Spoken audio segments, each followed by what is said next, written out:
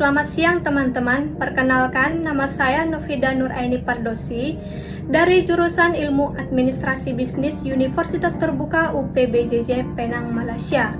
Di kesempatan kali ini saya akan menjelaskan sedikit tentang dampak COVID-19 terhadap perekonomian. Penyebaran virus corona atau COVID-19 sudah mulai mewabah pada akhir tahun 2019 yang dimulai dari Wuhan, China, dan mulai memasuki 157 negara termasuk Indonesia. Pandemi ini telah membuat kesehatan warga di berbagai negara menurun drastis. Rasio kematian akibat corona di Indonesia pada Maret 2020 sudah mencapai lebih dari 8%.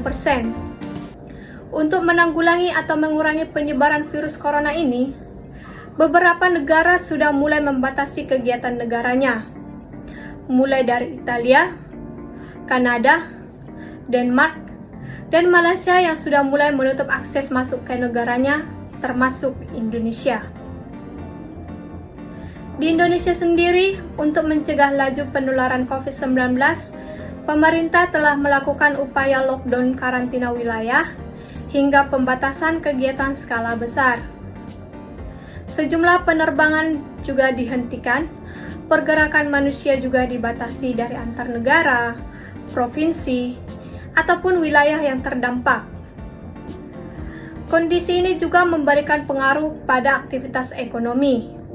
Beberapa sektor di Indonesia yang terpengaruh atau terdampak oleh hal ini diantaranya yang pertama di bidang pariwisata.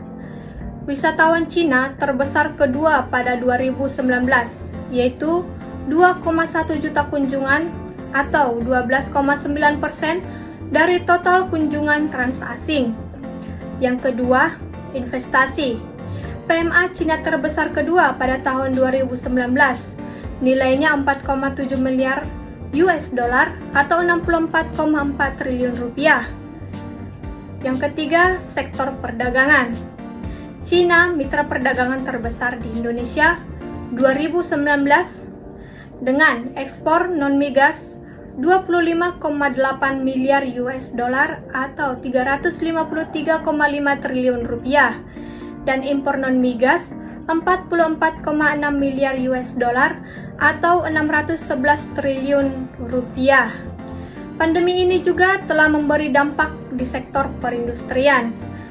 Menteri Koordinator Bidang Perekonomian Airlangga Hartarto sempat menyebutkan 37% perusahaan industri yang beroperasi normal dan 60% lebih sisanya lumpuh atau tidak beroperasi.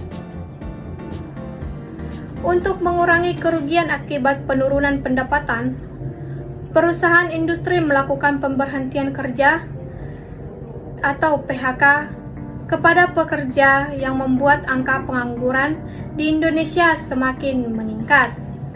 Untuk mengurangi dampak COVID-19, seluruh perkantoran, baik pemerintah ataupun swasta, menerapkan skema bekerja dari rumah atau work from home berbasis online. Hal ini membuat kegiatan industri tetap berjalan walaupun dalam skala kecil.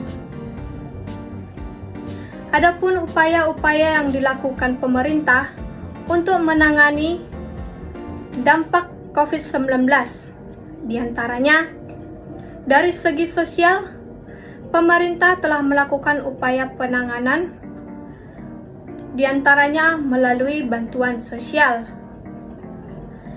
Dari sisi kesehatan, telah dilakukan peningkatan kapasitas rapid test, serta dilakukannya realokasi anggaran pemerintah untuk menangani dampak COVID-19 dari sisi ekonomi.